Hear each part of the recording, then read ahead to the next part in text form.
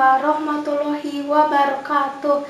Nepangkeun wasta simkuring hadiani Sekar Ayu Hidayat di kelas 8D. Di dieu simkuring bade ngawartakeun perkawis bantuan buku pangrojong pengajaran. Wilujeng nyaksian. Dina tahun anggaran 2014, pamarentah daerah Provinsi Jawa Barat geus nyadiakeun waragat pikeun meuli buku-buku pangrojong pengajaran basa Sunda anu gedena 3,5 miliar rupiah.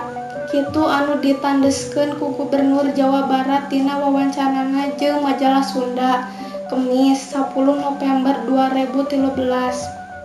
Buku-buku anu dibeli ku anggaran pamarentah teh bakal dibagikeun ka sakumna SMP anu aya di Jawa Barat, boh negeri boh swasta, kalawan haratis. Anapun jenis bukuna ngawengku, buku kumpulan dongeng, buku kumpulan sajak, buku kumpulan carita pondok, buku kumpulan drama, jeung novel barudak.